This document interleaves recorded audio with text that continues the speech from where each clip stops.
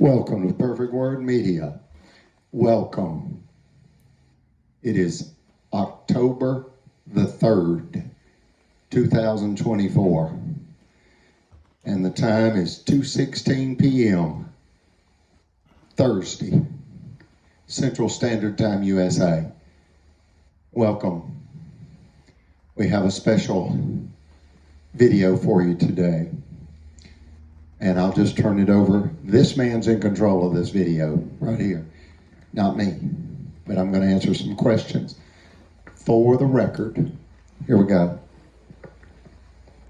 I don't know if you need that or not. Yeah. I don't think so. Can we? Okay. Anyway. Okay. How's this? Anyway. Okay. That's fine. Yeah, my name is Robert Royce. I'm a licensed private investigator. And I work out of Alabama, Georgia, California, and Arizona. And I came here to have this interview, this meeting, to get a better understanding of the local government and the procedures that are going on in the Marshall County area. And hopefully at the end of this video, I will have a much better understanding about the system, how they work, and the processes here. So that's going to be the goal. Thank you. Welcome. This is my first time to meet you. And you have heard about Eugenia's justice, and YouTube is a powerful force for good. So welcome, and again, this man's in control of this video. We have King Sonny with us today, and as you know, he is a living ear witness to the fact that the Marshall County officials attempted to entrap me in numerous felony entrapment exercises in order to rob my mother, Eugenia Rogers Johnson Collins. And she signs her federal civil rights criminal disaster cases as Eugenia R. Collins. She is nearly 85 as of November 21st. She was born in 1939, and she'll turn 85. Why is that significant? Well, according to a Google search, when you turn 85 and up is a special category. You're no longer just elderly. You are in the category known as the oldest of the old. So just to understand, I'm fighting for my mother's life, and it's real easy to fight when you're fighting for your mother. I just want to say that. I know that King Sonny lost his mother. When did you lose your mother, King Sonny? 99. Mothers are special people. And I promise you, if you threaten to harm any of these officials, that be the judges, the lawyers, the bankers, or the law enforcement officers that have attacked us, and currently it's about a half dozen. I'm not saying the whole system's corrupt, and I have had numerous police officers talk to me about this case.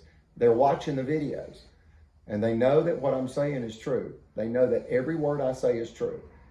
And I corrected, if I may, a misunderstanding with one officer recently where he thought I was speaking a half-truth, but I convinced him that I didn't know that the party that had made some accusations against him had then been arrested herself for the false charges she filed against him. I just didn't know, and evidently it didn't make the paper. And that is Captain David Atwell. He was arrested for, in essence, attempted murder after hours in an argument with a female.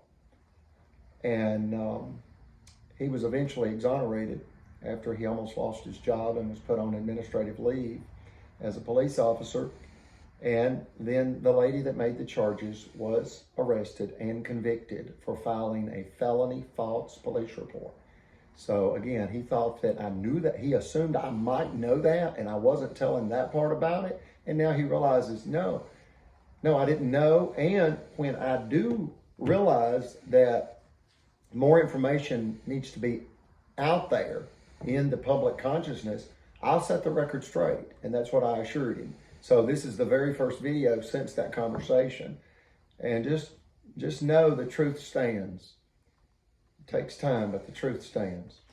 So what I'd like to do is get started, and I want to get a good understanding of the local justice system here and a little bit about the federal system that handles this particular area, but mainly concentrating on the local.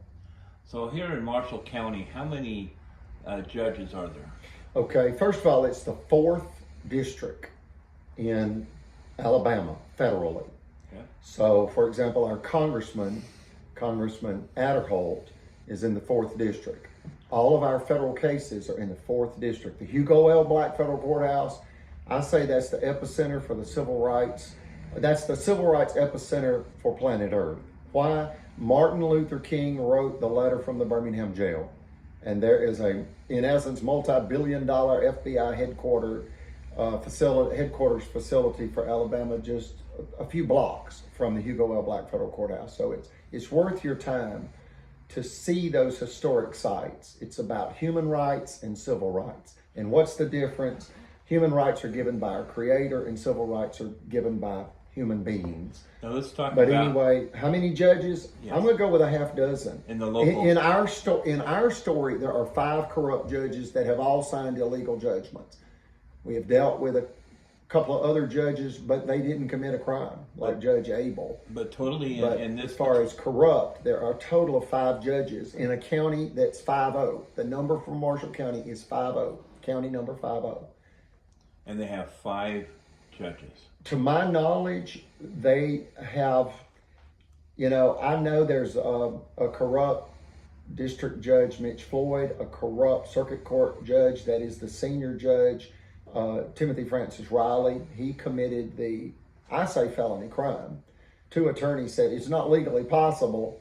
He signed a 0 restitution order against my mother when she had $40,000 stolen from her, and that occurred when the Supreme Court ruling was released that exposed the corruption of Marshall County.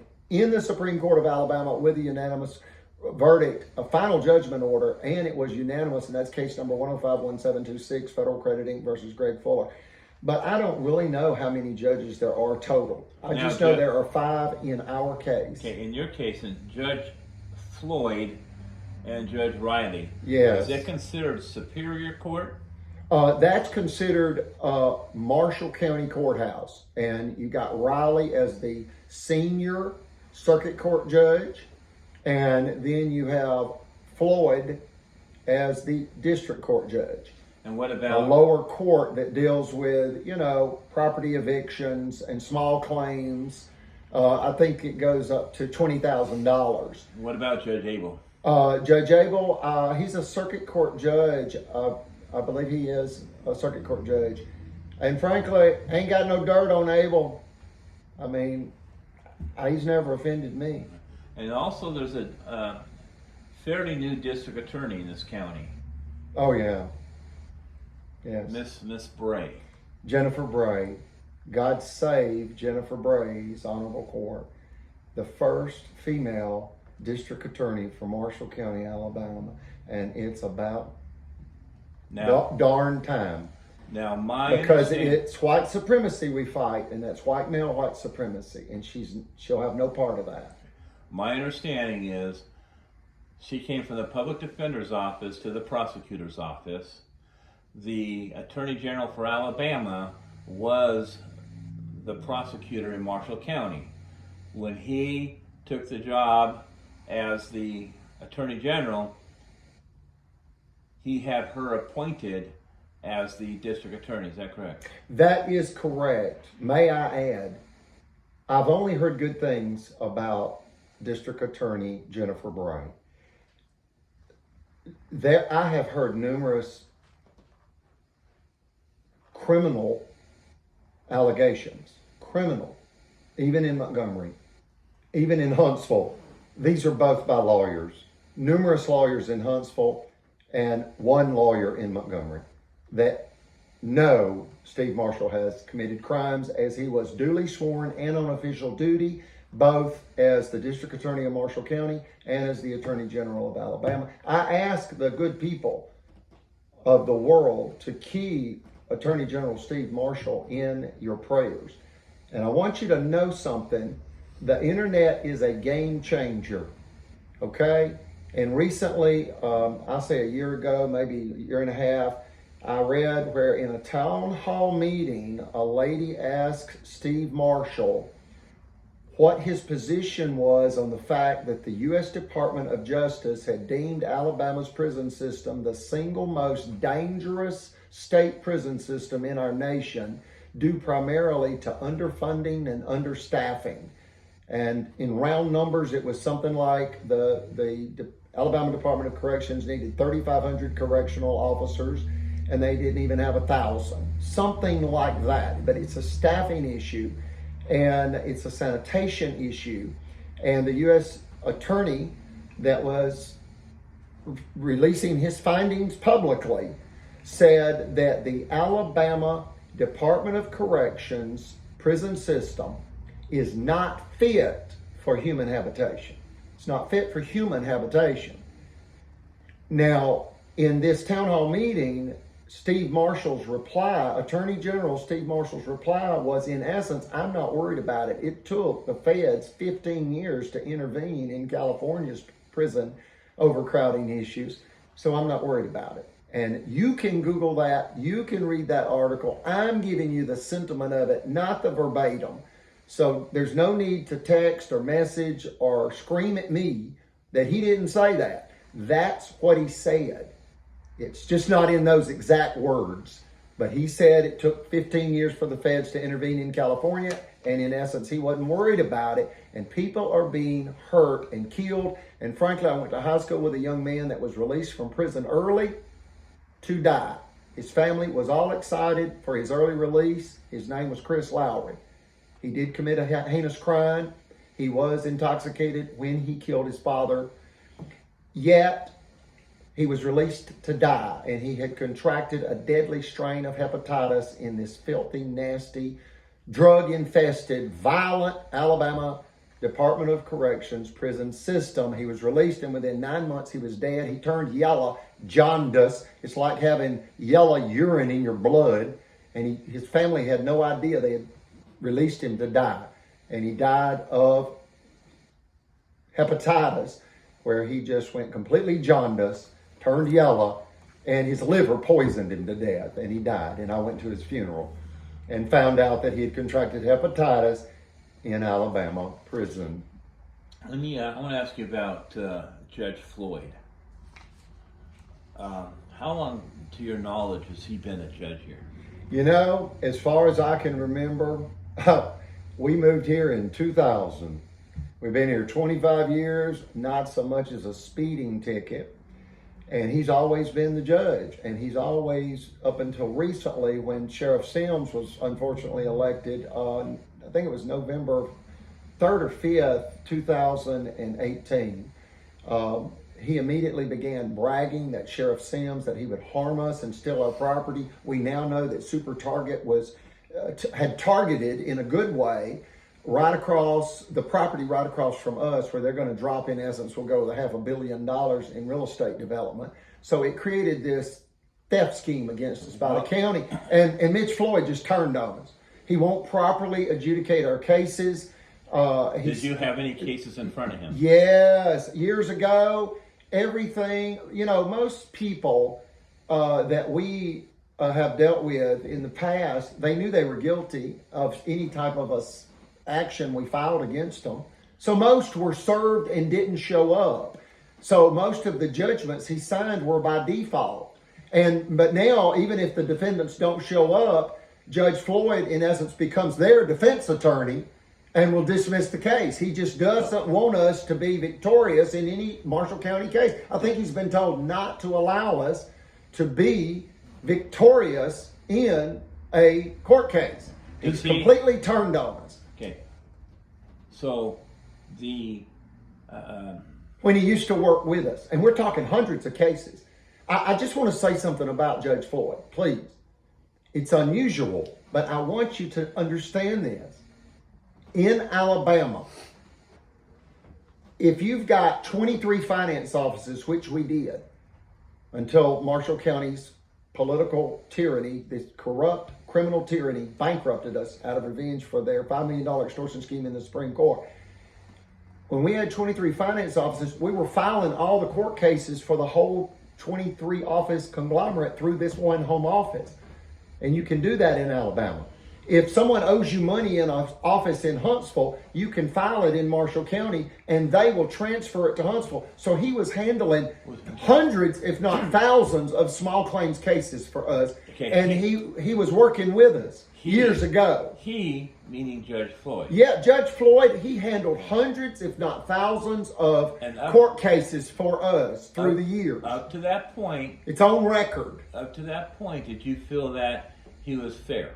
Very fair. Brother Chappell said he was the only honest judge. And then he even flipped on Brother Chappell. What happened? What happened? Was there a specific incident with Judge Floyd that you could point to that may have triggered something?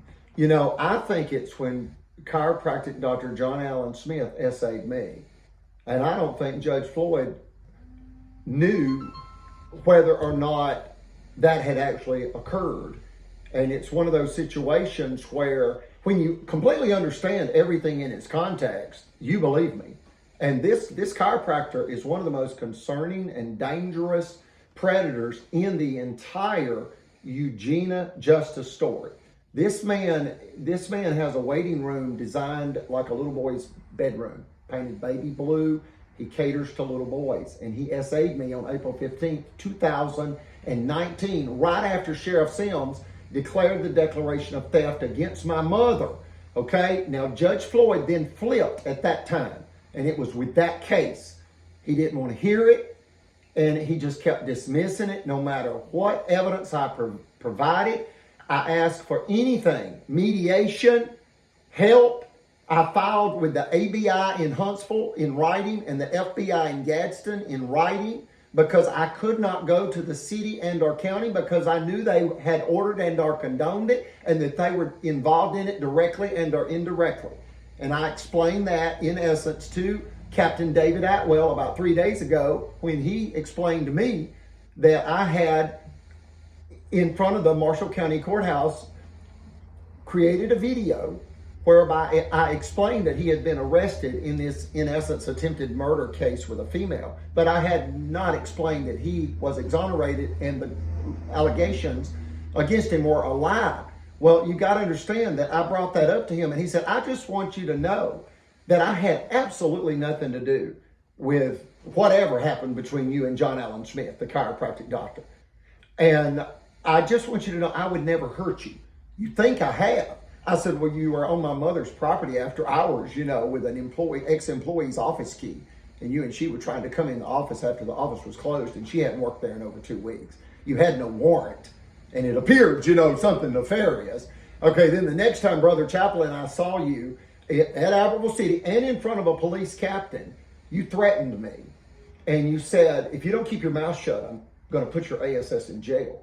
And that was about 5:30 a.m. one morning. It was still dark outside, and Brother Chappell was with me, and another captain was there. Brother Chappell and I had gone up there about drug activity that we knew about, and we wanted to put a stop to it. We knew that they were trading in narcotics, prescription drugs.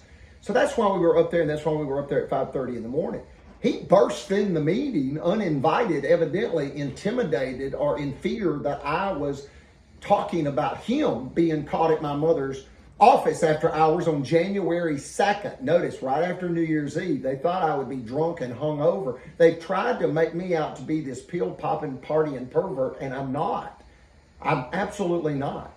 And some people are like, well, look, you appear arrogant. I said, are you kidding me? I have created this image for self-protection because I am defending the Constitution and my mother's very life and property. I'm not an arrogant person. Don't judge me. You know, judge not lest ye be judged. But I'm making a point that David Atwell made that point to me, that he had nothing to do with the doctor essaying me within days of him threatening me that he would put me in jail if I didn't keep my mouth shut, evidently about catching him stepping on my mother's land after dark without a warrant. And it appeared he was here to plant evidence. And then after that, you have a state trooper posing as a state trooper, and you find out he's a prison guard with a badge and gun, dressed in a suit and tie without the coat, claiming he's an off-duty state trooper. And he tried to ply me with alcohol He planted narcotics on me. He planted an illegal firearm on me. And this man right here is a witness. Is all that true, King Sonny? Yes or no? Loud and clear. Yes, it is. Yes, it is. That is the concern for the children of the world. If you don't think you're involved in this and you're an American citizen, then you don't understand the facts of the Eugenia Justice case. And the point I'm talking about is the fact that I told David Atwell, your position as a police officer is so overwhelmingly powerful that people will attack me and hurt me just by knowing that you are upset with me or that you want me injured in some way. And it was very clear that you threatened me. If you don't keep your mouth shut, I'll put your ASS in jail. And just that threat. And he said, well, I'm not saying that I didn't say that, but I don't remember. Okay, you can say that, but you either suffer from a cognitive impairment, like onset dementia, or you're lying. Now, I didn't say that to him, but that's what I thought. So I just want you to know these people play, I call it the Marshall County Shuffle, but it has killed Brother Chapel. It has almost killed my mother. It's almost killed King Sonny. I know that's another story. My mother and I and King Sonny have all been admitted to the emergency room for stress-related trauma regarding the takedown by the Alabama KKK kleptocracy, and kleptocracy means ruled by thieves.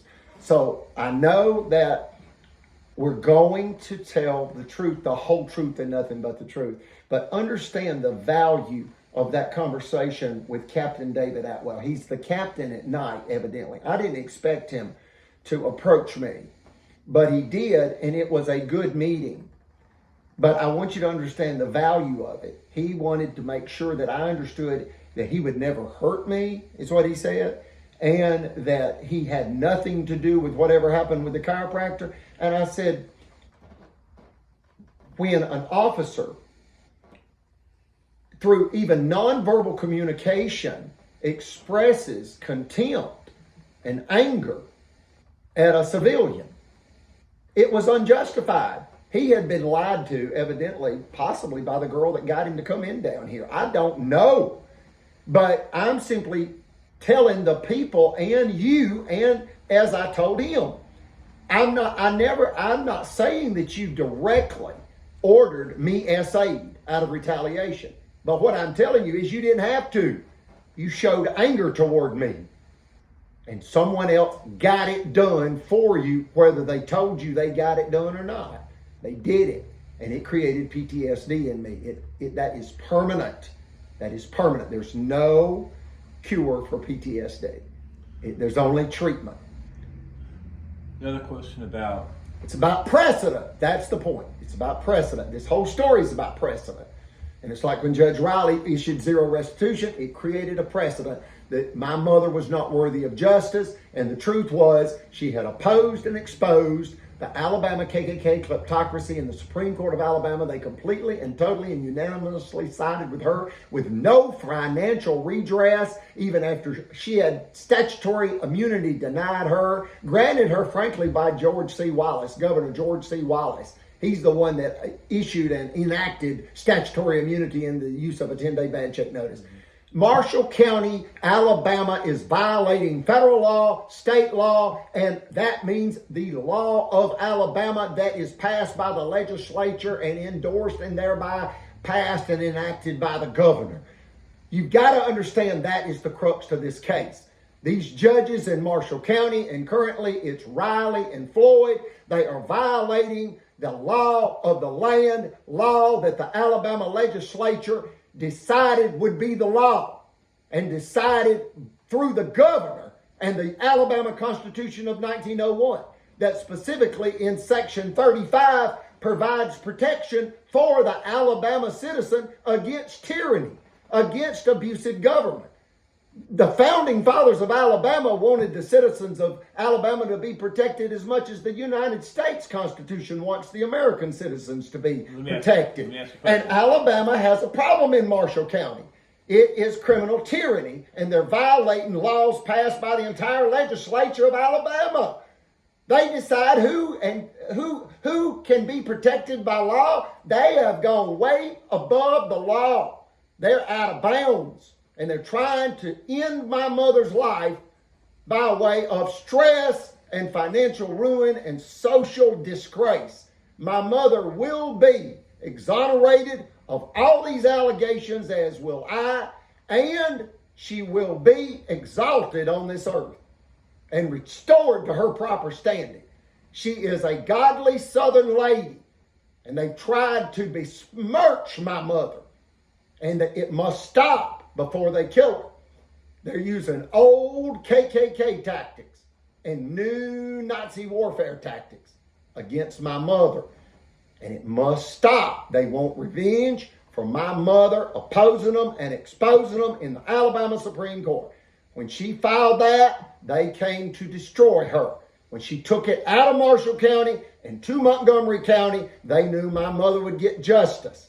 And she did, according to law, but without any financial redress, because they claimed qualified immunity and received it, even after they denied my mother the protection of Alabama and United States of America law, and even after they denied my mother statutory immunity granted by the legislature of Alabama in 1972 and enacted by the governor of Alabama, George C. Wallace. He would flip in his grave if he knew what Marshall County had become. And I'll tell you right now what Marshall County is: a radical evil force, an absolute radical evil force. It is a collective force of evil. One man, they'll tell you, oh, that's one bad judge that made a mistake, an unfortunate misstep, and he's now retired. That's not true. It's one man. They sit around one table. I've been in the judge's chamber. I was invited into that sacred area of the courthouse because I accompanied Brother Chappell. I remained in the hall, but I saw Circuit Court Judge Riley disrespect Brother Chappell and put his nose in the air. He had a black thermos, evidently black coffee. I noticed there's one microwave, one coffee pot, one table, and about 6 to 8 chairs around it. You got to understand the point of that. It's the judge's chamber from Marshall County Courthouse, and it's one mind.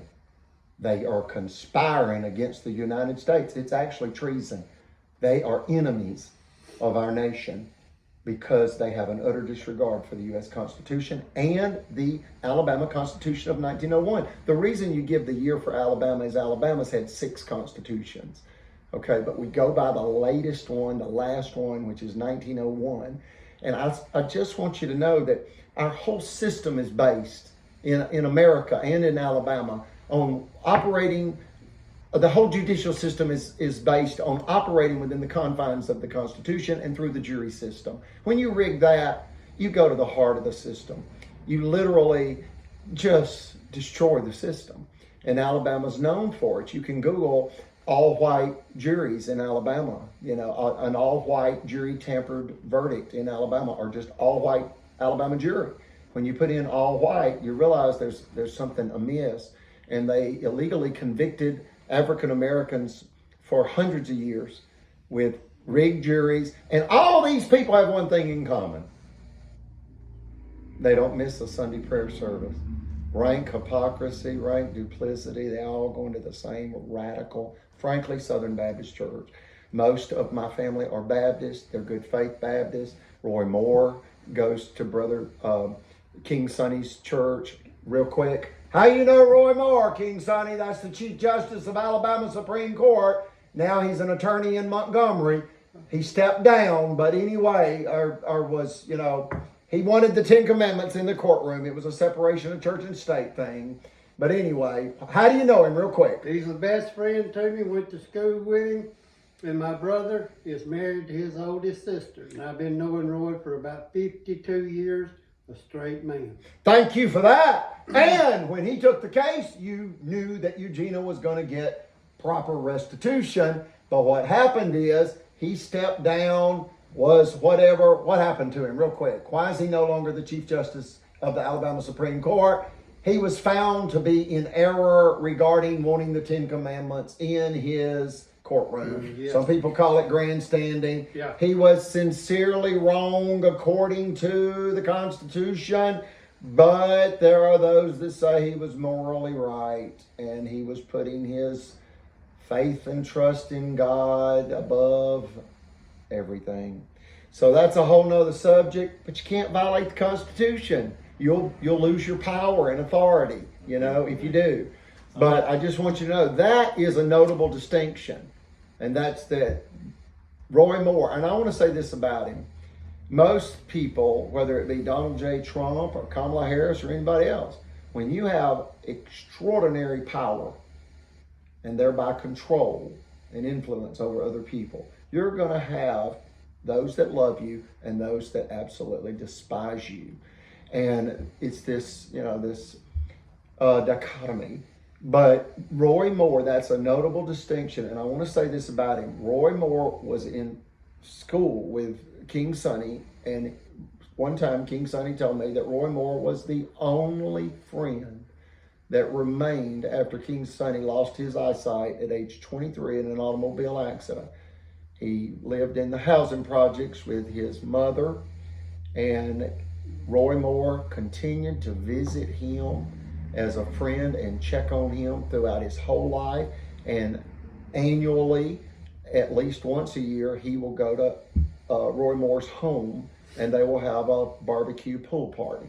So he really is family.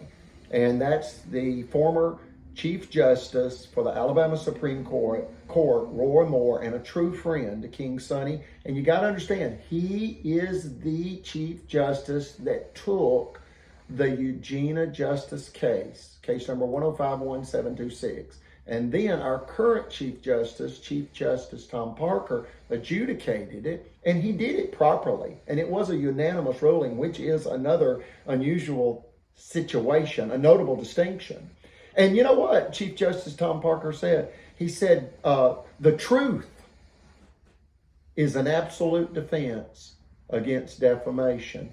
And what that means is if the shoe fits, wear it. My mother had simply mailed a 10-day bad check notice to a young man's work because the young man, Greg Fuller, an attorney's son, and his father was later disbarred over stealing approximately $6,500 in escrow money from a client. This was a corrupt attorney. And the young man, Greg Fuller, refused the 10-day letter that was sent to his home.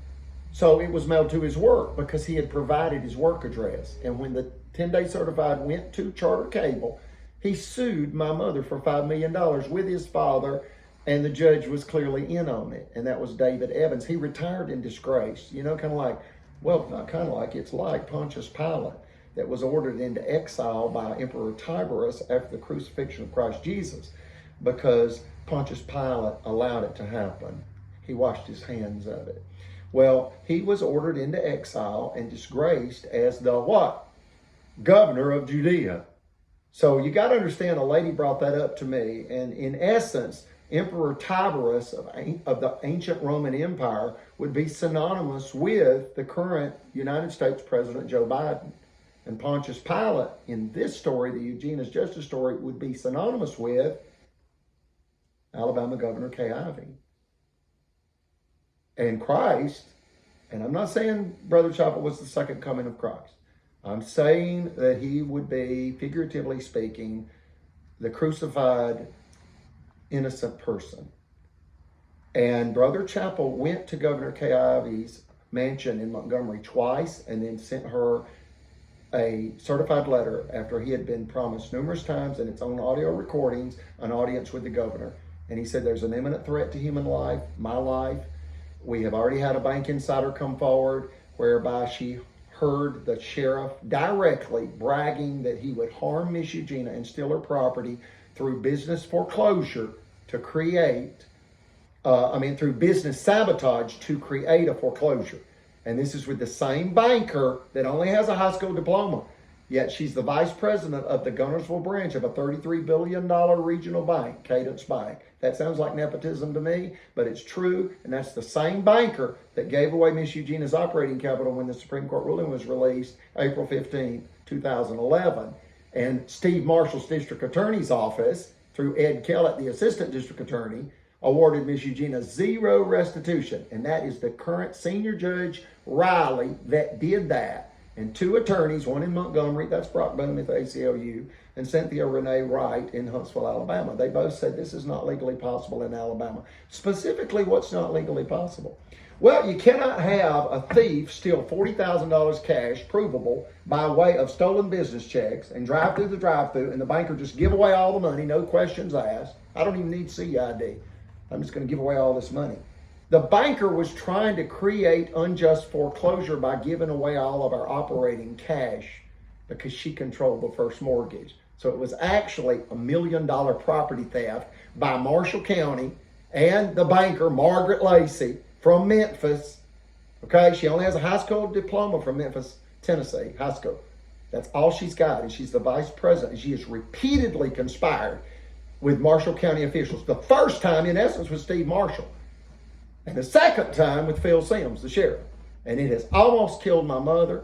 And you got to understand, my uncle David Keith Rogers shot himself and killed himself August 7th of 1965 in a similar tragedy. Public hysteria created by the radical religious zealots of Marshall County. Why? They wanted him destroyed for what he had. This is how they kill people for their rights. Cash, cars, land, life. That's what they're after. And if you don't think you're involved, then you just don't understand the facts of the case. Understand, these judges, Riley and Floyd, have signed numerous illegal judgments, and it's in federal court. This case is not over.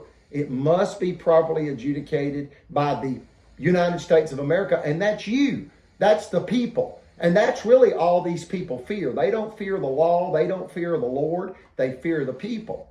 You know, we don't advocate violence in any way. We're very, what are we, King Sonny? We're the Lynyrd-Skynyrd family. My brother's Damon Rogers Johnson, the lead guitarist for Lynyrd-Skynyrd. That's another notable distinction. And the reason I say that is people have said that to me. Wow, you're what? I'm the Lynyrd-Skynyrd-Brother. I don't know no different. I mean, I wasn't telling people that until about how long ago? When did we start? Because a woman said, you need to tell the people who you are. 3 months ago. Well, or a little more. A little more.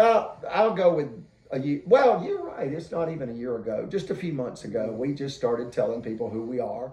But we try to keep that on the down low because we don't want people to think we're trying to capitalize on that. We're not. But that means more to people than just about anything else that's happened to us. They care that we are the Lynyrd-Skynyrd family. It matters. They're attacking the Lynyrd-Skynyrd mother, and that's very significant. And I asked my mother about a year ago, I said, Mother, you know, most people's favorite Lynyrd-Skynyrd song is Sweet Home Alabama. What's yours? She said, it's Freebird. You can't have a sweet home if you're not free. So I said, Mother, I appreciate that. You're right. Freebird. See, my mother's not free. She's imprisoned by the white male, white supremacists of Marshall County. They want the death of my mother. You know, we've survived a attempted killing. This is a targeted killing by the state of Alabama. And we need you to contact Washington, D.C. FBI and Birmingham FBI. Reference this YouTube channel and tell them we got to get past this. We're better than this as Americans. And now they're killing World War II veterans and Alabama cotton farmer's daughter for their cash, cars, land, and life rights. See, we have the right to not be hindered by the government. That's actually something that Brother Chappell explained to me that just blew my mind. His great-grandfather was Kaiser Wilhelm II, Germany's last emperor. His ancestors resided in the Crown Prince's palace. The prince, as in male, the Crown Prince's palace of Berlin, Germany, for about 250 years. That's Brother Chappell's family. And he swam with the Rockefeller family in the Hudson River from age 5 to 11 because his grandmother became the chief executive housekeeper for John D. Rockefeller. And why am I talking about it? Brother Chappell told this to Mitch Floyd at a Republican rally in Gunnersville, and less than a year later they stretched him to death. And it was Mitch Floyd that threatened Brother Chappell with jail, as well as an illegal $4,000 judgment against Brother Chappell to be paid to the chiropractic, criminally perverted chiropractor John Allen Smith. He is a criminal sex offender because of what he did to me. He should not have access to anybody. He needs his license revoked, and I ask you to also reach out to the chiropractic board in Montgomery. When you read what we filed, you realize this happened. And it happened because the county was aware that Super Target was moving across the property, the highway property from us. Super Target had decided to buy 20 acres right in front of our property. And the officials entered a confidential real estate agreement whereby they could not buy our property at one price knowing it was about to double or triple. They couldn't do that. It was part of their confidentiality agreement. And they also wanted revenge for the Supreme Court ruling. And they also had this new sheriff.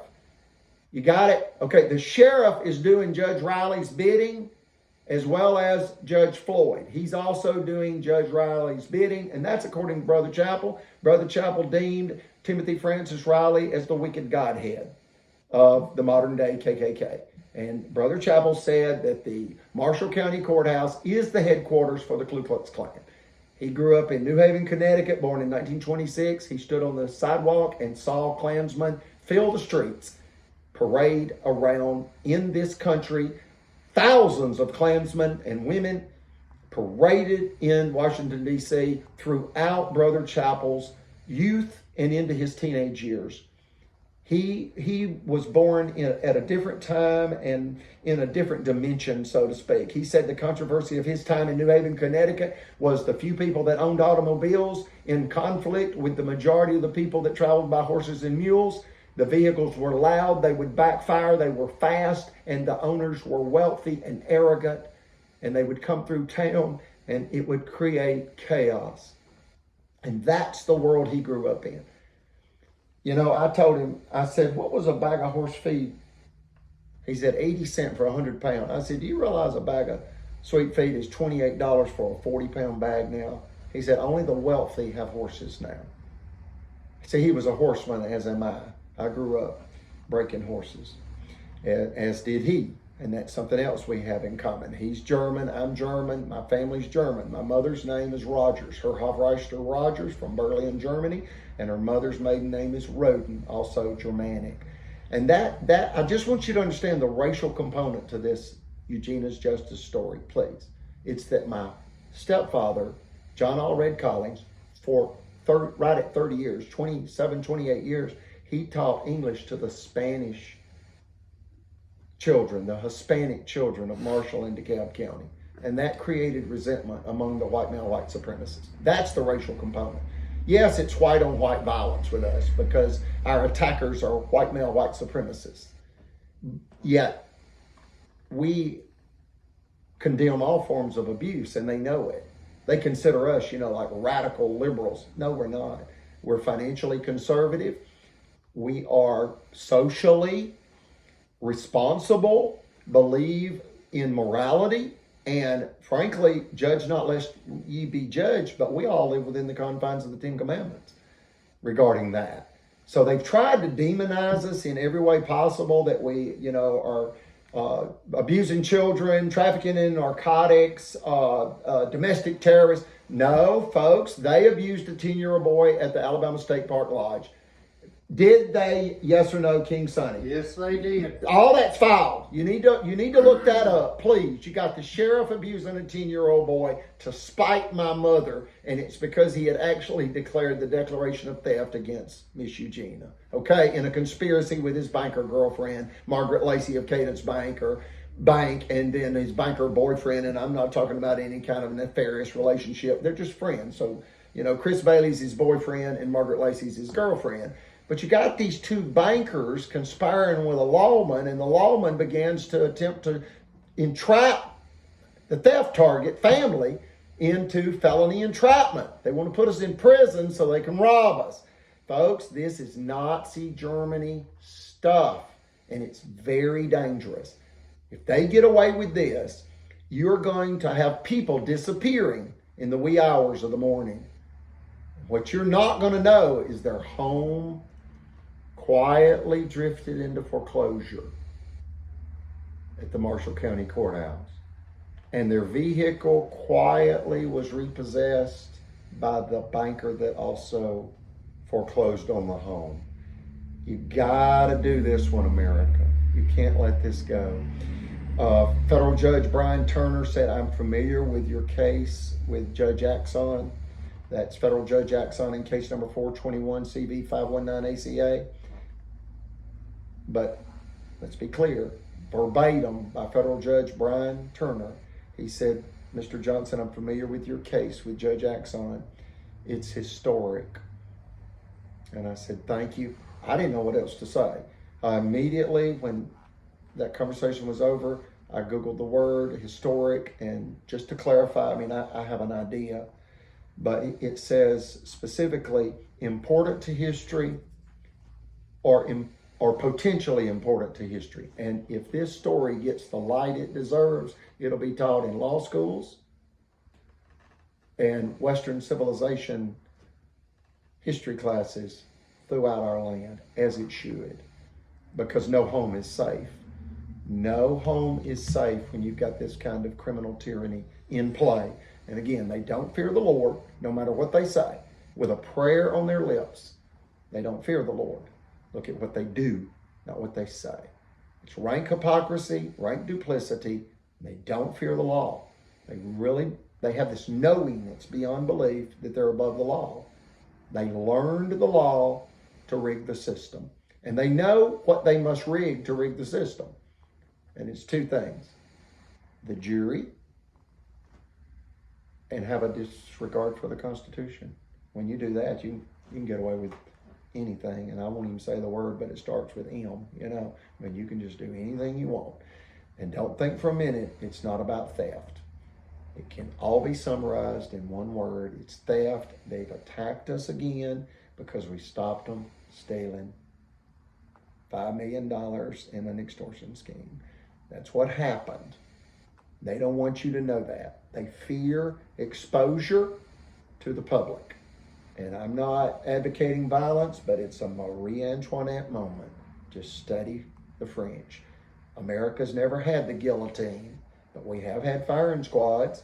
I'm not advocating violence. These people need to quietly be sentenced to life without parole in a federal penitentiary. They'll be safe.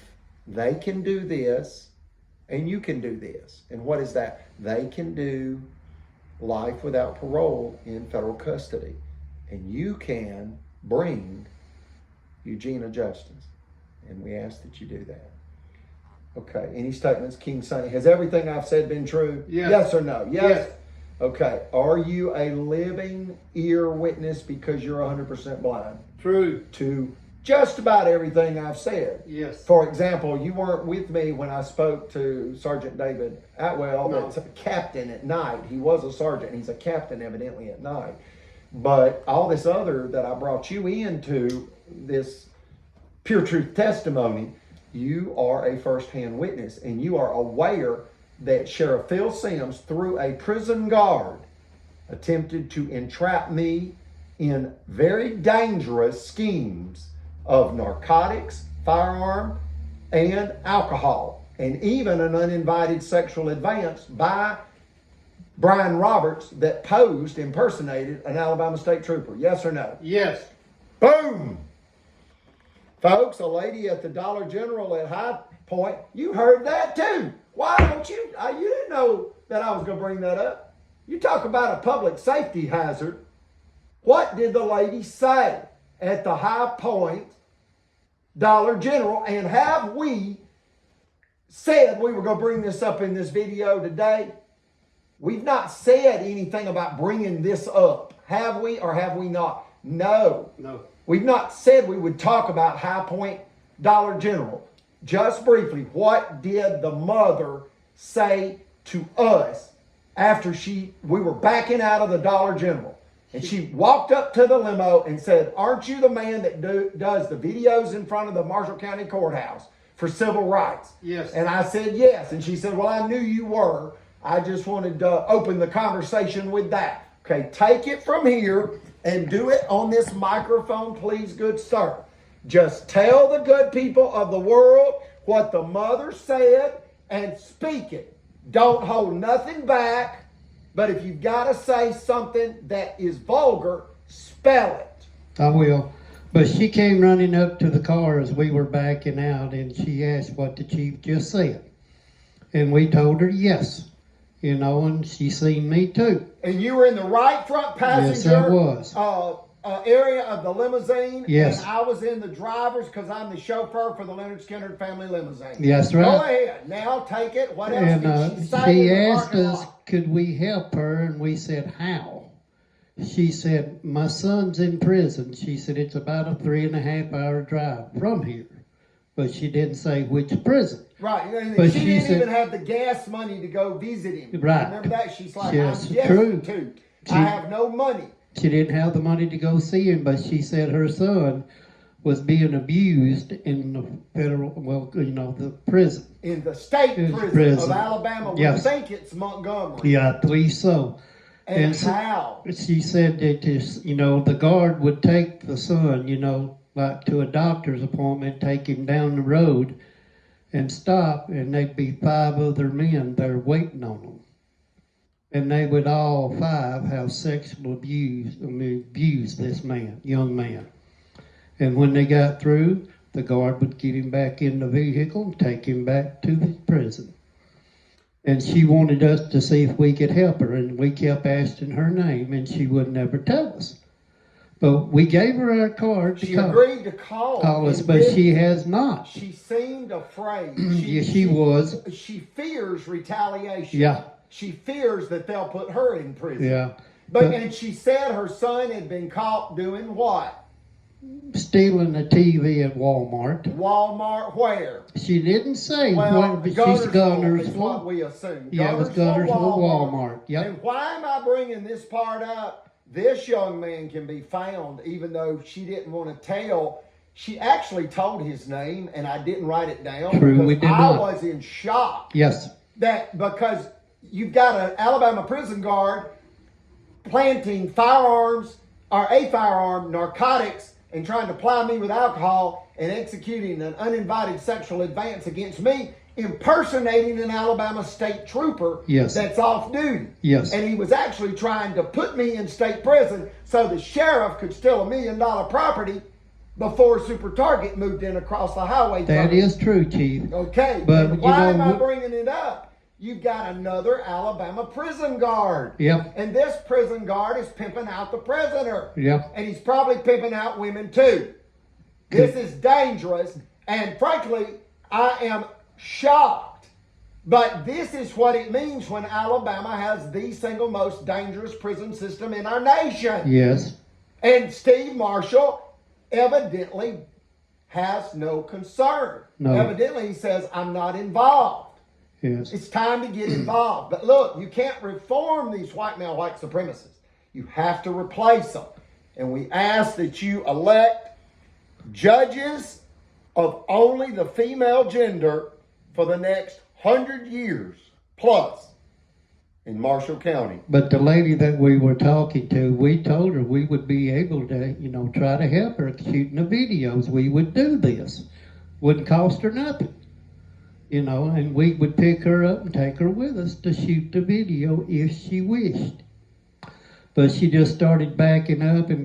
You could tell she was scared. She was was scared they'll put her in prison. Yeah, but and they she can't. said they have put her husband in prison. Yeah. You remember that? Yes, they did. That her husband's been put in prison and her son, she said this. And look, you got to understand something. She said that and you remember what I asked her? I said, would you please, I said, I don't care what your son is doing. but he's not to be abused. Right. I don't care what crime he's committed. The state has custody of him, and he's not to be further abused. Right. While in their custody, he's to be reformed. Yes. It's the Department of Corrections, Yes. not the Department of Unusual, what? What do you call it in the Constitution? Cruel and unusual punishment. Yeah. It's not supposed to be the Alabama Department of Cruel and Unusual Punishment. It's supposed to be the Alabama Department of Corrections. But what did I ask her about her son's history as a human? Or do you want me to tell Do you? tell. Okay, because it, but when I say it, you'll remember. I said, just tell me, has he ever had a methamphetamine problem? You remember that? I said, Yeah. has he ever had a meth problem? She said he did get around a bad crowd, and he did have a meth problem. I said, okay, look, a lot of young men in Marshall County have.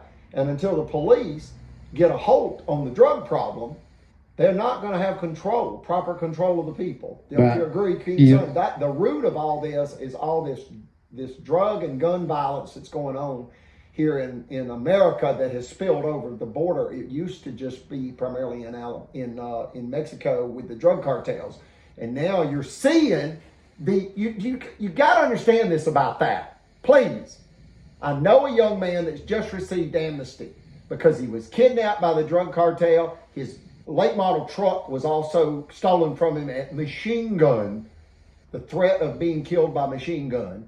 So they stole a $20,000 truck, and his family had to pay a $20,000 ransom, and then he got amnesty.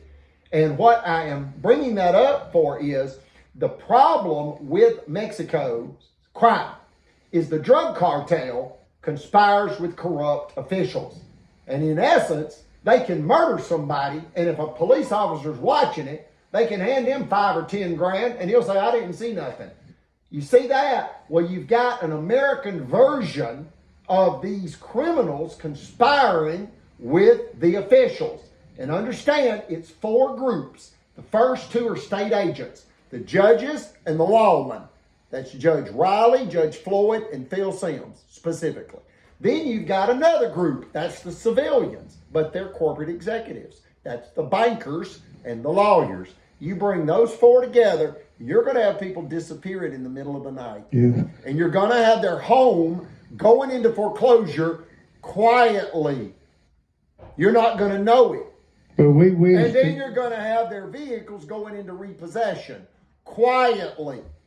And this criminal syndicate, this American mafia-style criminal syndicate, has become dangerously greedy. It's beyond cruel, unbridled greed.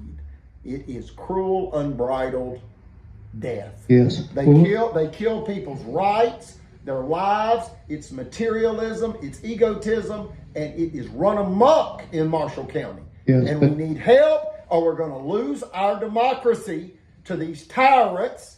And let's be clear. In my opinion, Jefferson Davis should have been tried and convicted of treason after the Civil War. I know that's controversial, but I don't think the Capitol riots of January 6th, 2001 would have happened if Jefferson Davis had been tried and convicted for treason. Mm-hmm. But Chief, And let me please make my point, please. Please let me make this point. This is treason, what these people have done. In the Civil War, people said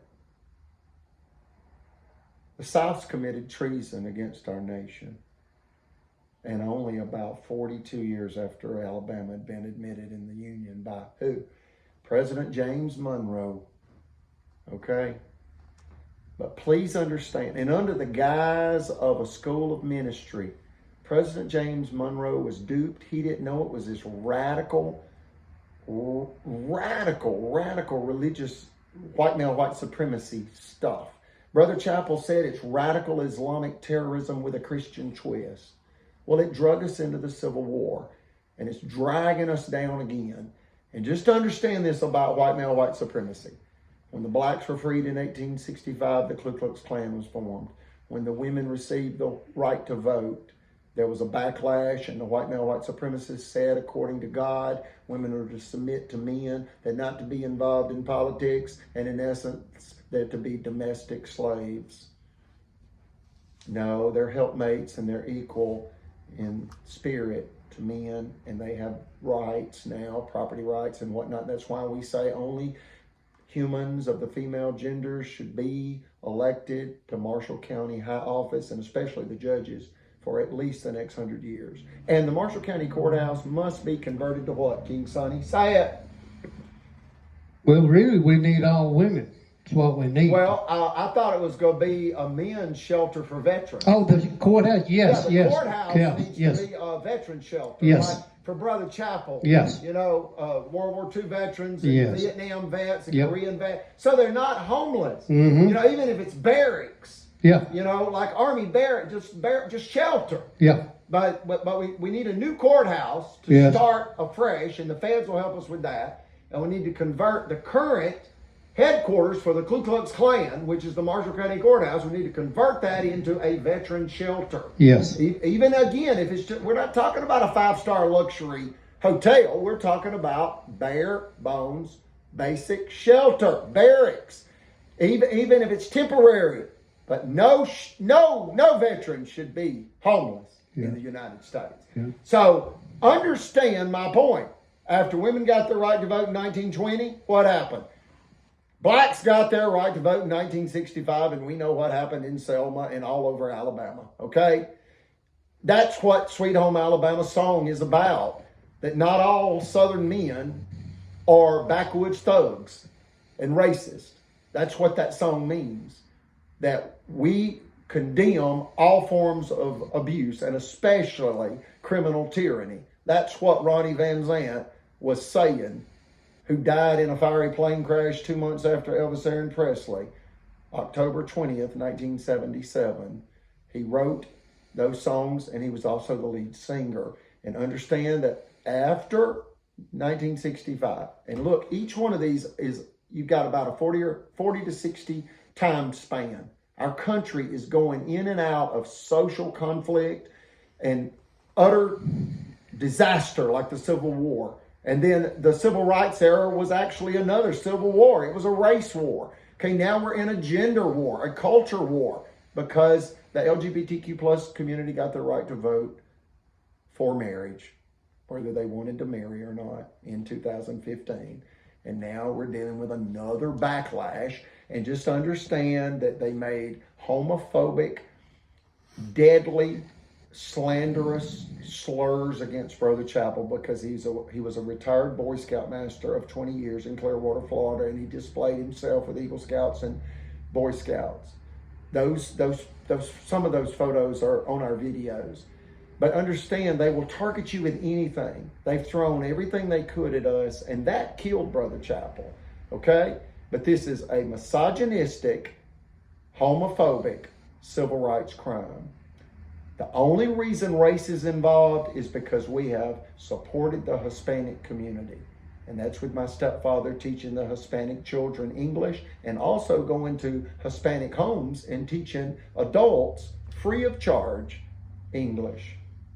So understand that's the only racial component to the Eugenia's Justice story. But I close with this. In the Civil War, people said, we believe the South has committed treason. And it is defined vaguely in the Constitution. So what happened is they clarified that in a 1962 law, Congress did, 1 year after the Civil War started. Clarified what? Treason. And how is it clarified and defined now?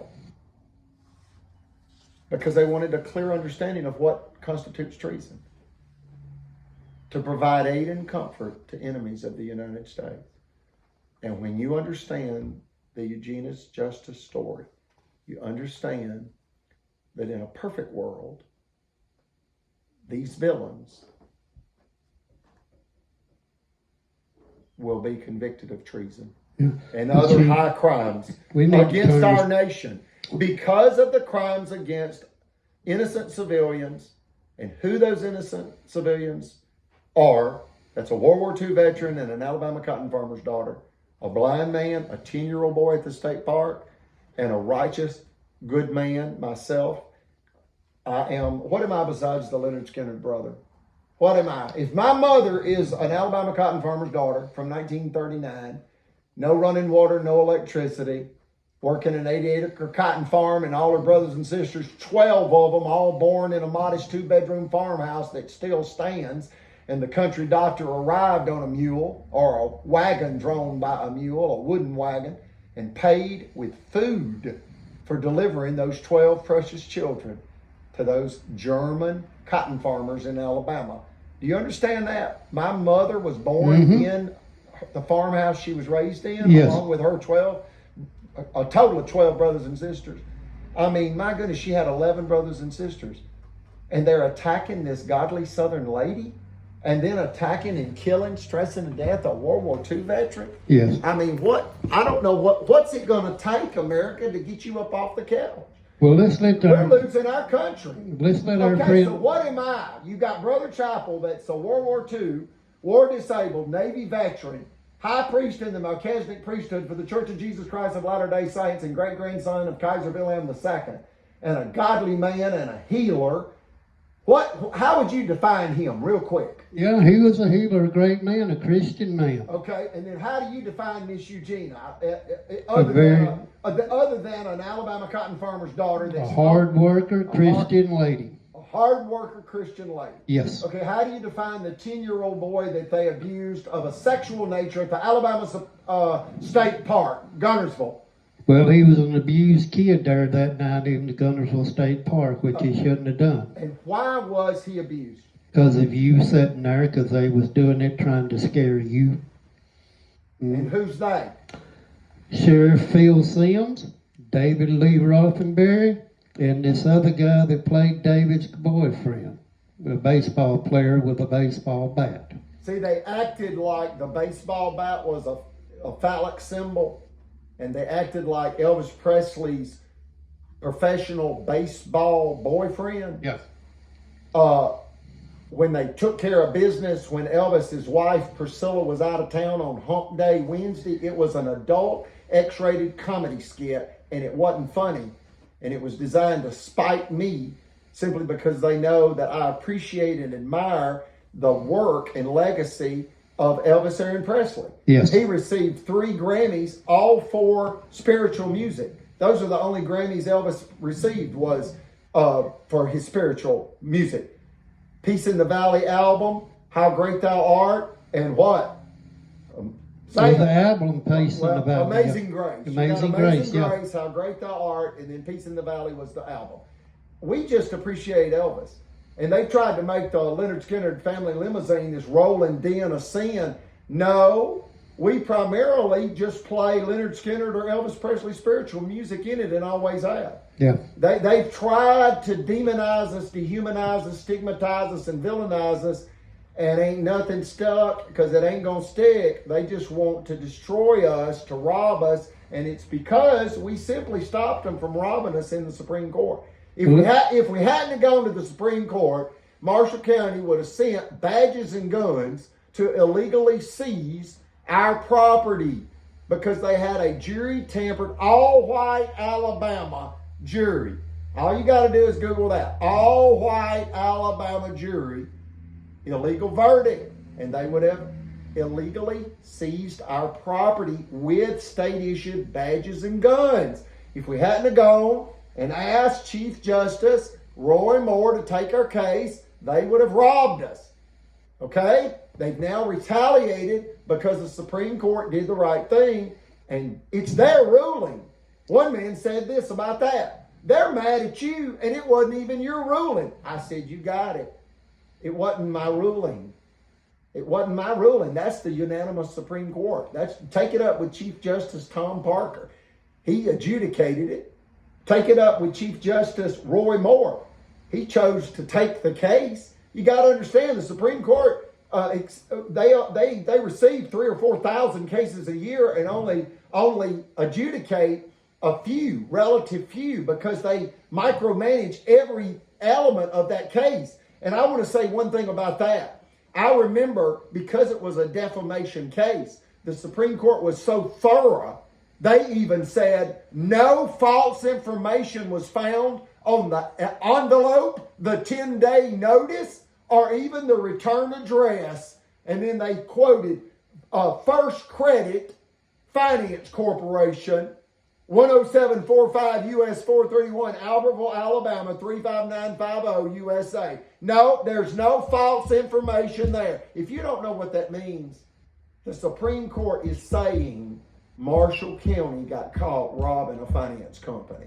Chief, let's let our friend finish up his claiming that Eugenia R. Collins deserved to lose everything and be discredited to ever being licensed with the FDIC as a money services business because she was an unscrupulous finance company owner.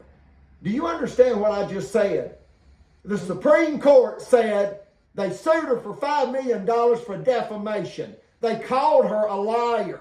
They are liars calling her a liar. Not even the return address had any false information in it. Do y'all get that? Do y'all all get the thoroughness of the Supreme Court? And they are making a point there that even the return address has no false information in it, nor the 10-day certified notice. And if you don't know what that means, it means the Supreme Court of Alabama told Alabama, you went too far on this one. Cut it out. But they didn't stop. They came back to steal the brick and mortar finance company home office that the Supreme Court stopped them in a $5 million cash extortion scheme in. It's like robbing the bank to steal the cash out of the vault, and it backfires on you. You wait 8 years, and then you are caught in a real estate scheme trying to steal the actual bank building, parking lot, and mailbox, and building itself. If we can't have the cash out of the vault, we will win in the end by stealing the dirt, the parking lot, the building, the windows, the doors. We're going to get the bank if we can't get the bank's cash. You get it? And because it was owned and is owned 100% by a female, they believe they had the God-given right, and they believe they do to this day. Yes. Okay. Now what? You described the young man, the little 10-year-old boy. You described Brother Chapel. You described Eugenia. Describe yourself as other than a blind man, or the fact that you. What are you? What is your knowingness, so to speak, of yourself? Well, I know everything that went on, because I'm. You're a witness. Okay, witness, what else? How do you describe yourself? Well, I tell the truth is what I do, because that's what God put me on this earth to do. And I walk with Him and I talk with Him because I know there is a God and I believe in Him. So that's what you're supposed to do. You believe in Him and know that, well, there is one. You walk with Him and you talk with Him and walk in His footprints. So could you say, and I know this is what you're saying, but in a simple way, that you know what you are and you know who you are? Yeah. And that is a child of God. Yes. And you have received power with authority from the Son, Christ Jesus, through His atonement. Yes. And you know this, and you fear and love the Lord, and always speak the truth. Right. So what's the simplest way of saying that? That you're just a good Christian man? Yes. Okay. God's children. You're a child of God. You're one of God's children. And that nobody's better than anybody else here on earth. See, that's something else. They try to make us out to be these radical liberals. No, we're not. We just know that no one's better than anybody else here on earth. This white supremacy has got to stop, because in essence they say, you can't do everything I can do because I'm privileged, because I'm white, and I live in Alabama. That's got to stop. It's collective criminally insane, and it's killing people because it's actually just a theft scheme. They steal people's cash, cars, land, property. Somebody asked, what's the difference in land and property? Property is land with buildings on it, okay? And they just steal people's lives and their rights. And they believe they're above the law. Put these people in prison. Put the walk of shame on the sheriff. Yes. What else you have to say? Well, how do you describe me? Let's close with that. We covered Well, a very Christian man. You tell the truth and you walk with God too. You're one of God's children. And how long have you known me? 25 years. Look at that. This man knows. Have we not been together, I mean, all over the South? Like Yes. Memphis and Tennessee and Mhm. Georgia, Mississippi. Yeah. We traveled the South together. Yeah. You know me, and when we have stayed overnight, we get separate rooms. You're right. And Brian Roberts wanted to get a room with me and one bed. Yes. And that was odd. I told him no, that wasn't happening. That he would not. You would not do that. He was on a mission Yes. to try to smear me. Do you agree with that? Yes. And he was a liar and an imposter. And he claimed he was a what? A state trooper when he was just a prison guard's all he was. Look at that. A state trooper. And look at this. How did he prove to us he was a state trooper? At restaurants. With his badge. And what else would he do at restaurants when we would pay, or when I would pay? He would do what? Like at Western Sizzling Fort Payne. Oh, he would tell them that we deserved a discount. Why? because he was a state trooper. So we would receive how much off? A great deal. How much? Do you recall? No, not Okay, even. I paid for it. It was 10% off. Yeah. He would tell the manager that he's an Alabama state trooper, off duty, badge and gun. He'd show his badge. He'd flash the badge. Respect the badge, folks. This is a dangerous civil rights crime. Yes. The Marshall County Courthouse is a civil rights disaster area because of all the illegal judgments that have been signed down there. And then the Monroe compound right here at 10745, US 431, Albertville, Alabama, 35950 USA is also a federal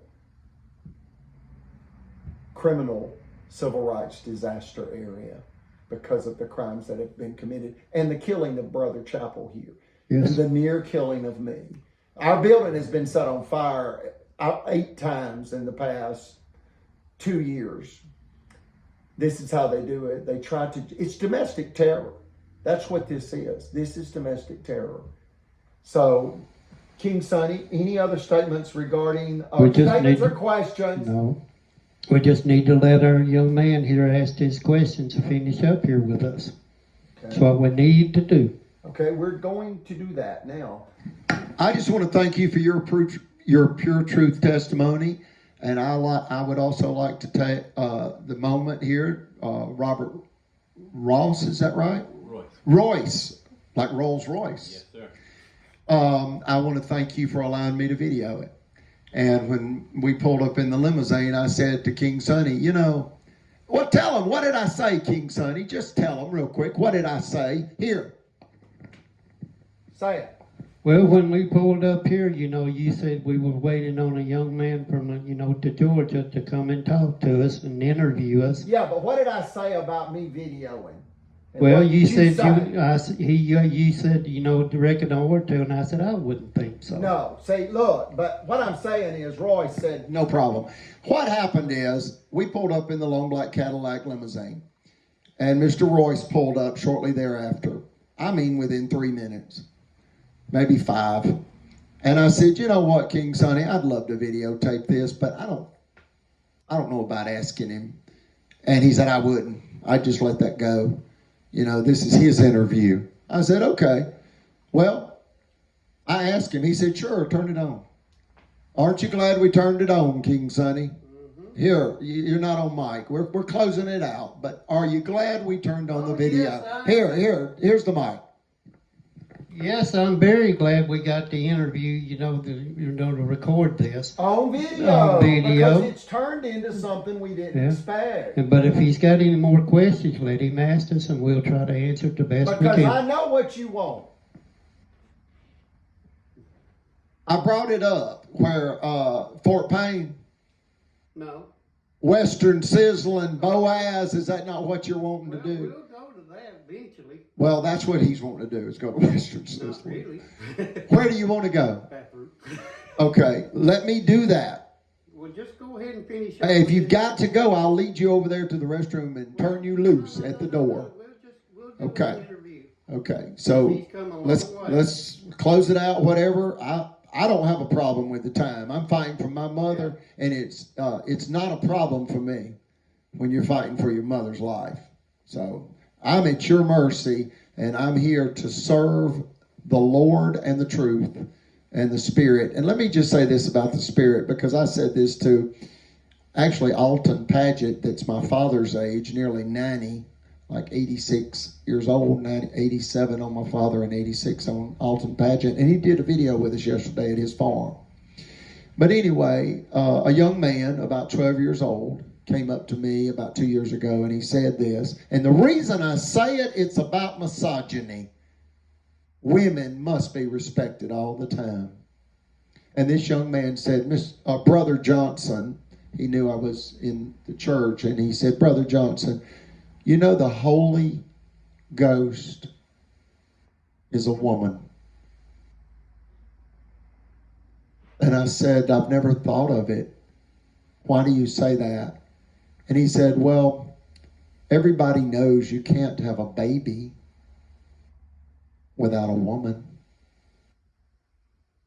And Heavenly Father is God, and Christ Jesus is his Son, and Mother Mary was the earthly mother to Christ Jesus, and the Holy Spirit is the heavenly mother of Christ Jesus.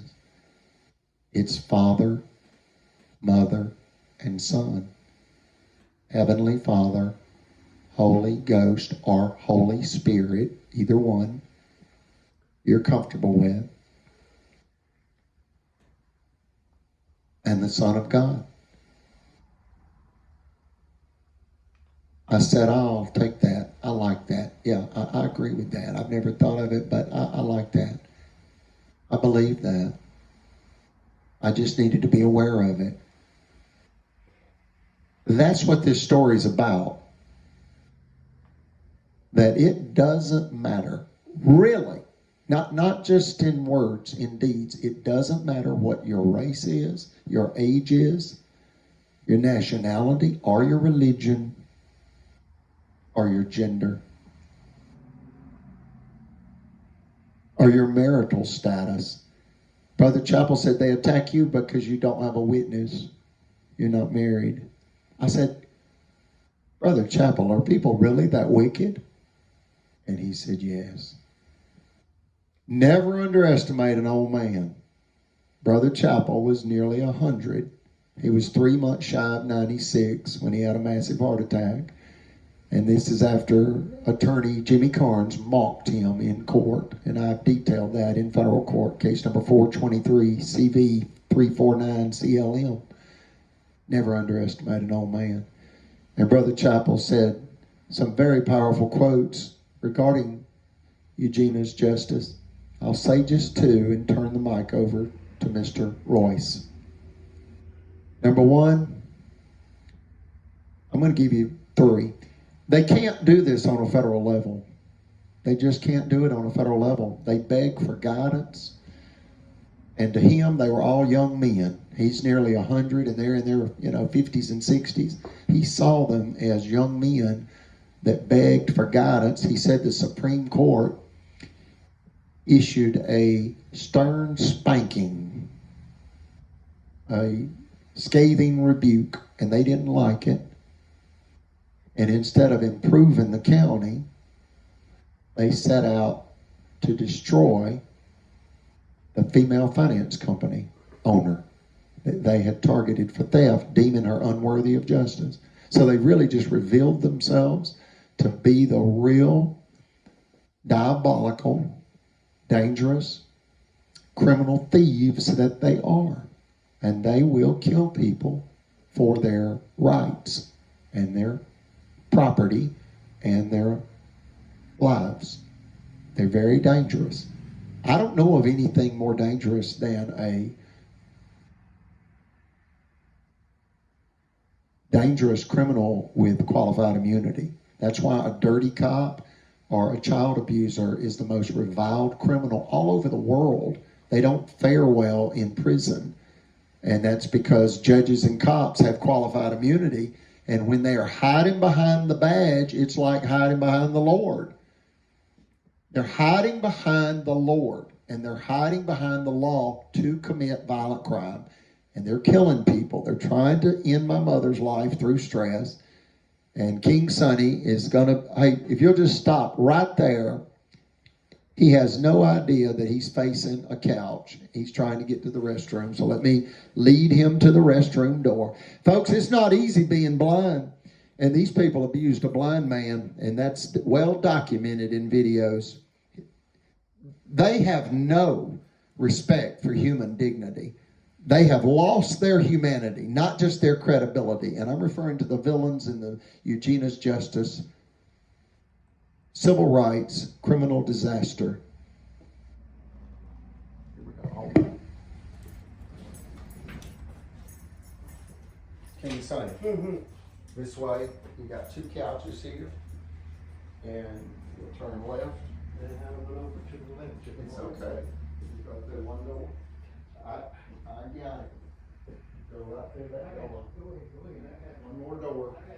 No need in turning the lights on, folks. It's lights off for him 24/7. And you know something that people have said to me numerous times in my 25 years of knowing him, and especially women, they say, he gets around so well, I don't think he's completely blind. And I think they're just trying to be funny, because what the women, and it's just been about 3, I go, why would you say that? And they say, well, I think he says he's blind so that these women don't really know that he can see them. I said, that's insane. You can see and you're calling him a liar? He's blind, I promise you. It's double jet black. His nerves, his nerves to his eyeballs was severed. His skull crushed in at age 23 in a very bad car accident. He was almost killed. He'll never see again until he reaches heaven. And he has that knowing and that relief, that peace, and that is that his sight will be restored in heaven. And that's what keeps him going. The hope of heaven. So, Robert Royce, you just take it whatever you want to ask. I know this has taken a little bit of another turn here and there, but you know, it's all the truth, and the time is 1:27. And we did an 1.5-hour video in Pinson yesterday with 4 family friends that have known me for around 2 decades, you know, and the King Sonny. The reason they call him King Sonny, his name is Charles Keith Barksdale. When he became blind, people nicknamed him Sonny because he has such a optimistic disposition and very positive. He's a very sociable person. And when people began to find out that he is literally one of 3 original Elvis Aaron Presley Memphis Mafia members, because he met and interacted with Elvis Aaron Presley in the 70s as a truck driver in Las Vegas. And then in Birmingham at the Birmingham Jefferson Civic Center, Elvis Presley's chief bodyguard, Sonny West, inducted him in a formal and dignified ceremony into the original Elvis Aaron Presley Memphis Mafia. So when he was then renamed King Sonny, that's a nod to the king of rock and roll. And if you notice, his glasses say TCB on it, and his crucifix, he has a fascination with Elvis. And he primarily listens to Elvis. How many songs? He primarily listens to Elvis music. And we've been to Graceland many times, haven't we, King Sonny? Oh, yes. Okay, come on forward. So, you know, once he went to the restroom, he can make it back out. But he's 100% blind, and he's perfectly okay. Go a little bit to the left, and there's your chair. To the left. To your left. To your left. No. To your left, yes. To your left. Go left 2 feet. That way? Yes, sir. That's my right. I'm sorry. Oh, goodness. Look, I'm tired. Forgive me.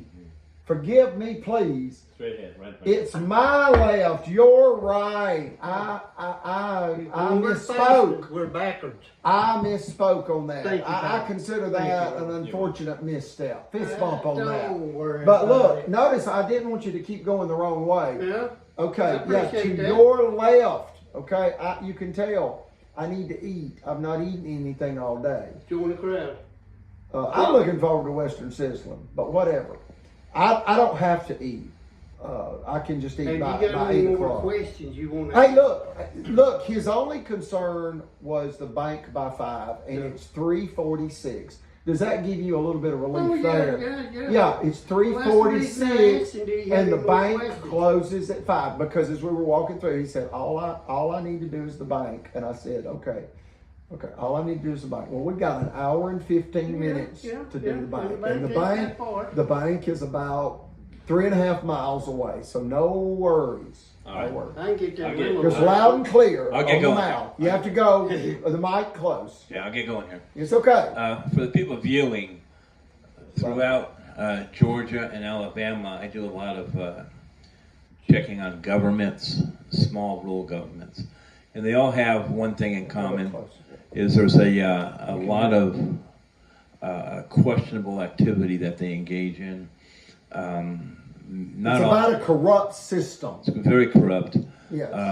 Most, not all, but most of them are in it for themselves. They violate the city charters, city ordinances, state laws, and everything else they want to do, and federal law too, for mostly personal financial gain. Materialism, egotism, and it's a racket. If I may just say one quick thing, and I promise you it won't be a minute. Recently, a high-powered journalist was referring to politicians in Washington, D.C. and throughout our country, and he made a very important point. He said about 30 years ago, many of our elected officials lived modestly and even in the same communities with the common folk. They now have these $300,000, $400,000, $500,000 homes. And once they got those homes, they then wanted, these are his words, not mine, they wanted the best appliances. They want the big $2,000 stainless steel refrigerator. They want the hot tub. Then they want the bass boat and the pontoon boat. And then it has compromised the integrity of our government. It And has, that's why, and now they're living like kings, and they're no longer a public servant. They're a king, and now they're bending the rules to maintain this lavish lifestyle. And But he how do said they it's do it? It's I'm gonna tell you. materialism, and they do it through crime. They do it this way. It's very common for anybody watching. Look at your local politicians. Many of them have LLCs on the side. Interesting. Many of them have nonprofit organizations on the side. And what do? Builders, developers, and others, they can legally donate to the nonprofit. And the president, the officers can take a salary from a nonprofit. Now that definitely will wash the money through there. Now if they get caught, it's a federal violation, but it's very hard to catch them. They do purchases through LLCs where the politician is an officer of the LLC. So that's one way of laundering the money through into their pockets. Sometimes. Wow. I want to say one thing on that, please. I remember reading an article that said, in essence, if you've got money to donate to a charity, there's only one. And that's the Salvation Army. And that's because the CEO lives, in essence, in a $100,000 home that is owned by the Salvation Army. And he's just allowed to live there. And then his salary is like maybe $200,000 or $300,000 a year. All these other charities, United Way, Red Cross, all of them, they're paid $1 and $2 and $3 million a year of donation money. So I'm simply saying once you have this nonprofit, they say, well, we have payroll. We have to pay the administrative staff. Well, then we're going to pay 90% of all the donations we take in to the CEO. It's no longer a nonprofit, it's a racket. And now you see that business model, that structure of financing and that structure of profiting in the political arena. That's what it becomes a criminal organization. It becomes a criminal organization. That's Yeah. the way a lot of them, not all of them, but there's a lot of them. And let me just say this, they're violating the spirit of the law and trying to barely operate within the letter of the law, yet they're taking chances that if the feds look into it, somebody's going to federal prison. But they are skirting the letter of the law, and they are absolutely violating the spirit of the law. Yeah. But I only donate to the Salvation Army because of that article. Yeah, and one of the issues they do at the local level is they know that the racket's strong. They have either the local police or the sheriff's department won't touch them.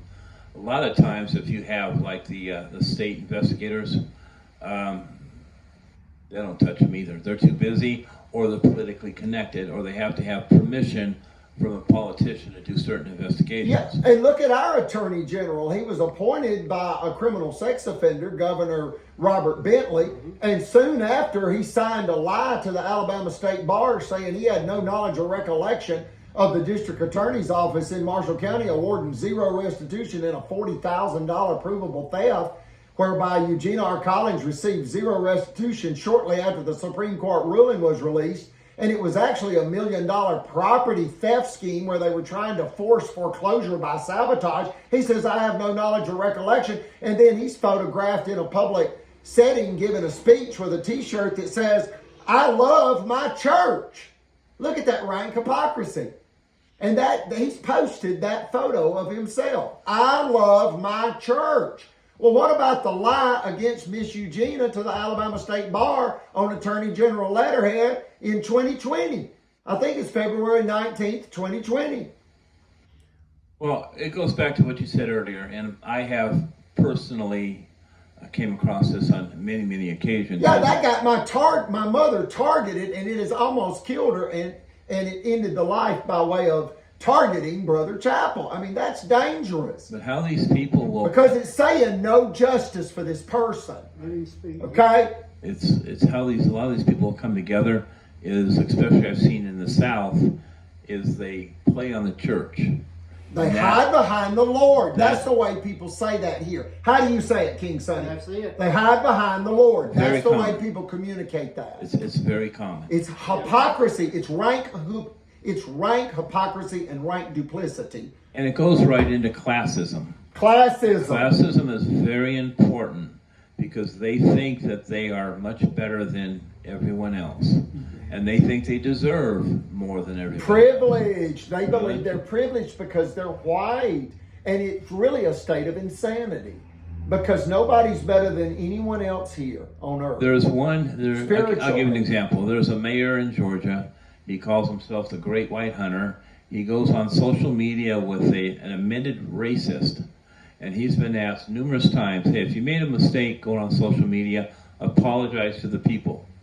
He refuses to apologize for sharing social media with an admitted racist. Wow. And if I may, I was at Lowe's and a young man that helped me with some plumbing issues, he said this, in essence, I'm familiar with your story, Miss Eugenia's Justice.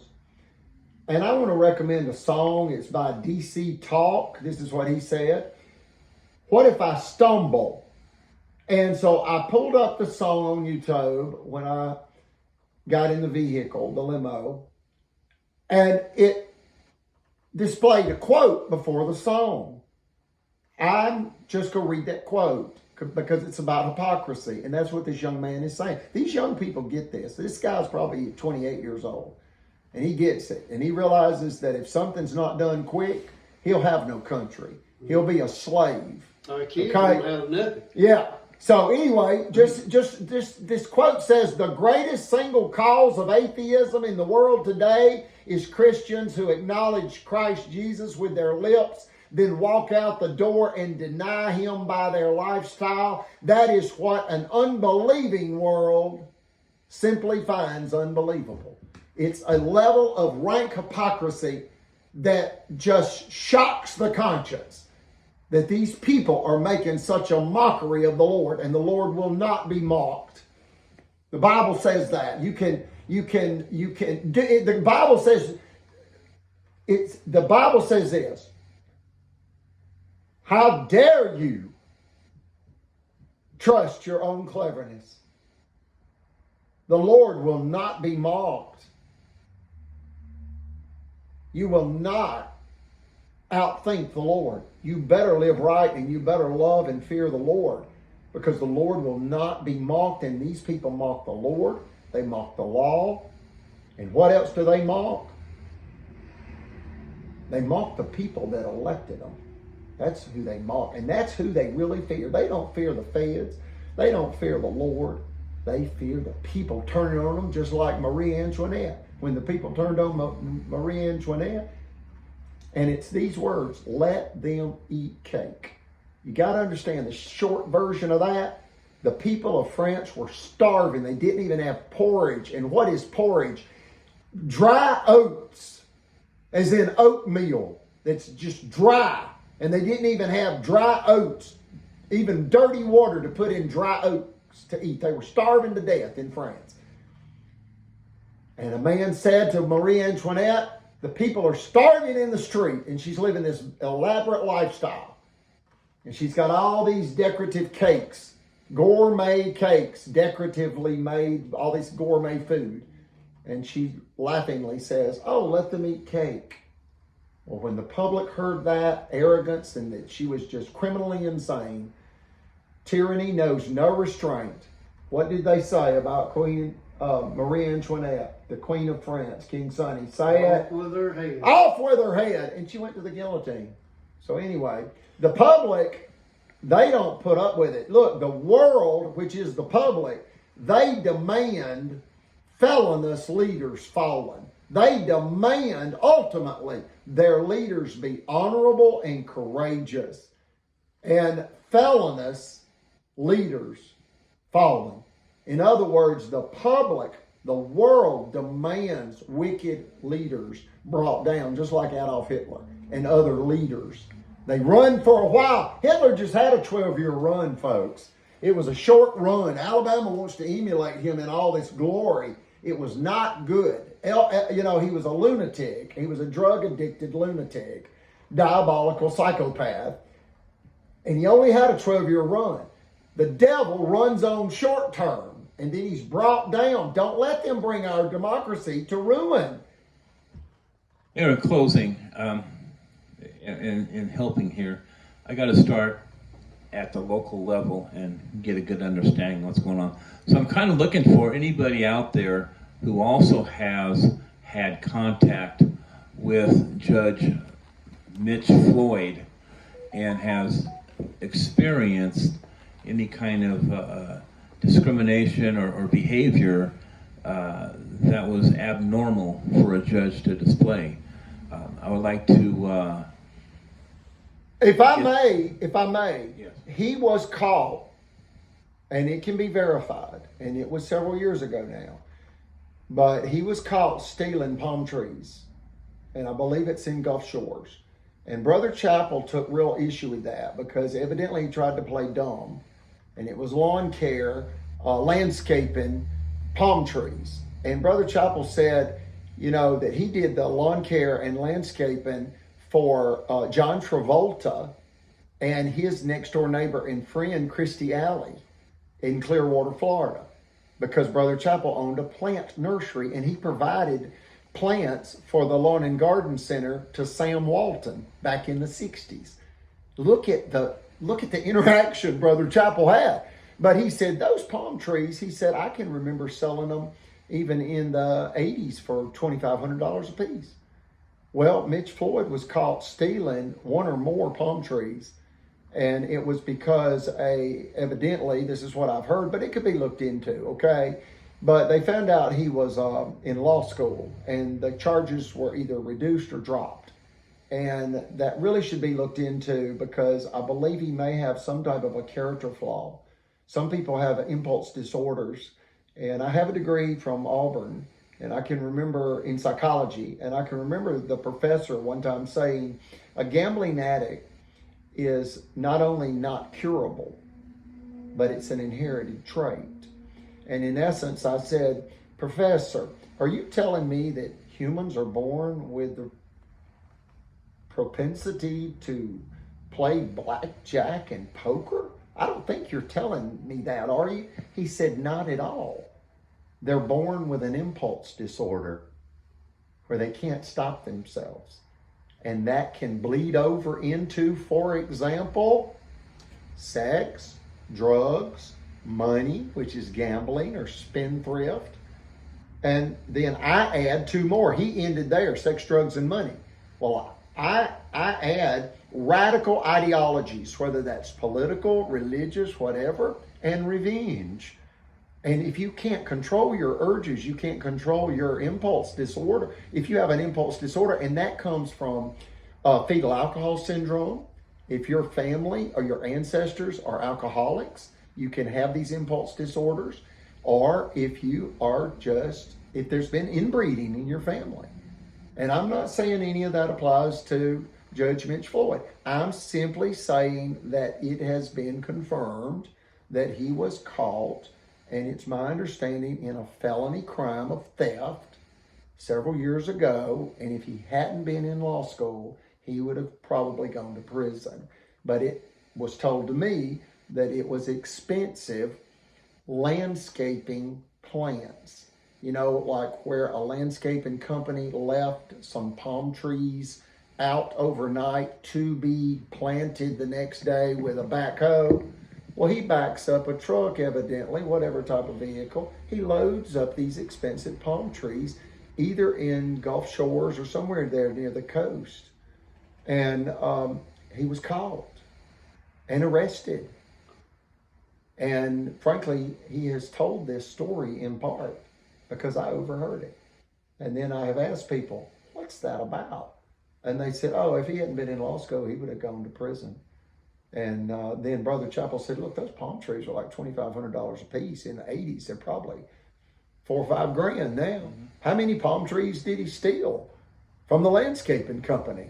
And again, I don't know what kind of plant it was or what they were valued at, but I overheard him saying that he was arrested. And if I remember correctly, it was not lawn care equipment. It was lawn care landscape plants that was left out evidently overnight.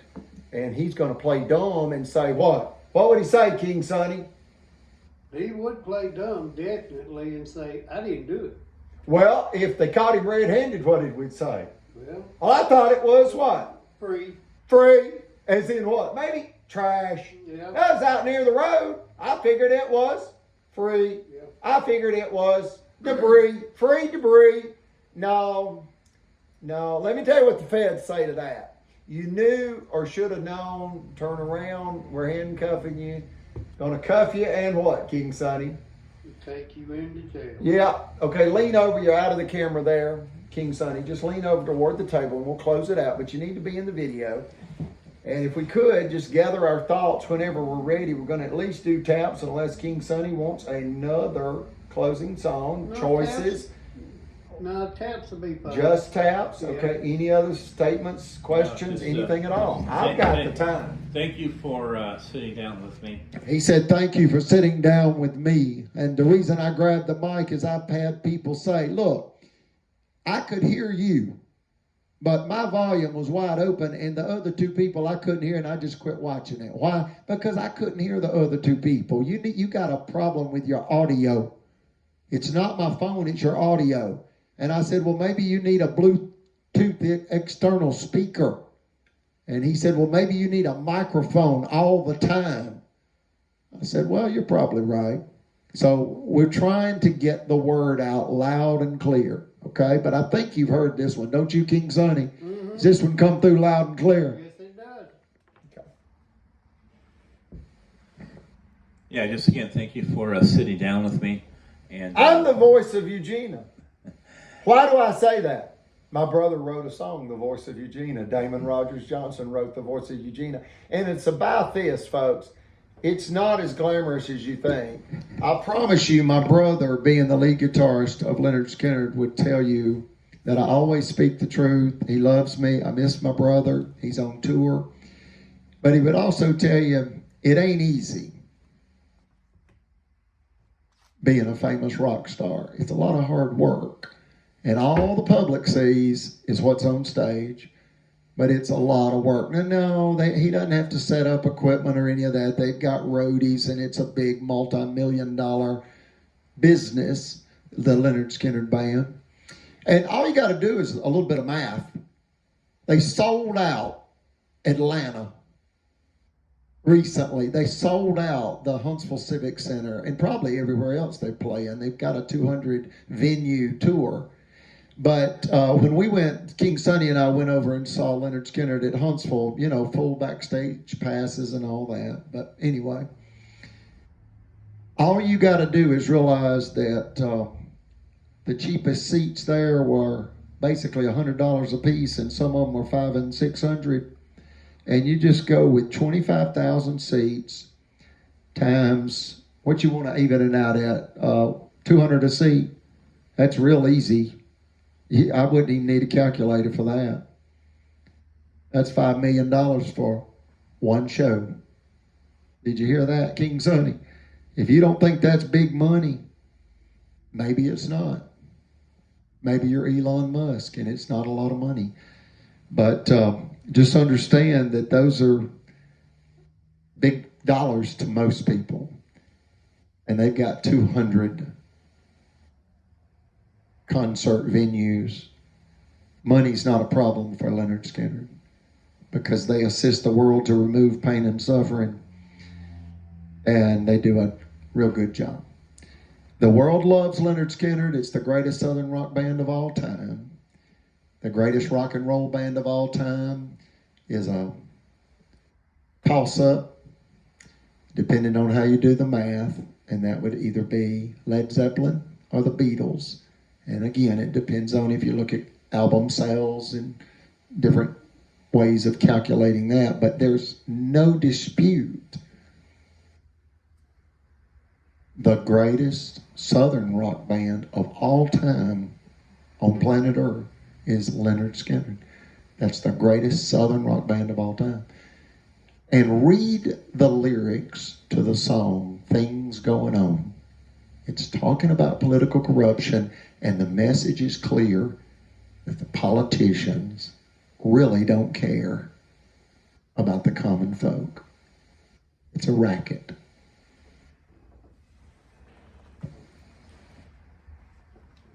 Any songs or just taps? It's up to y'all. We always close with taps. Taps would be great. Unless we, okay.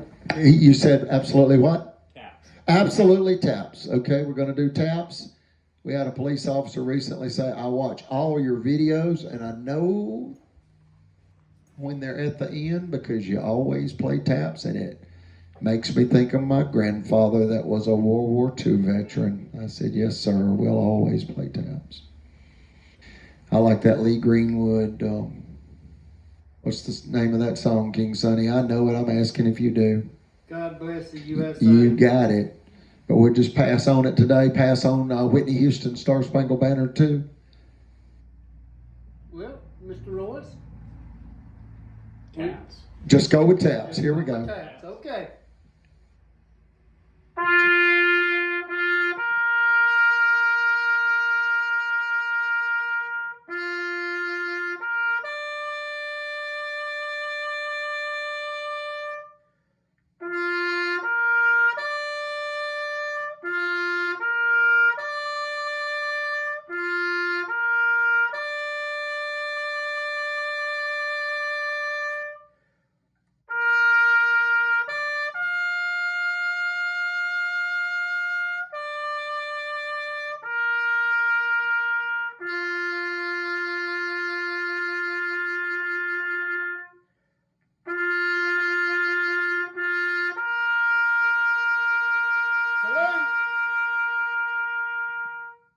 Salute the boot and always respect the badge and the U.S. Constitution.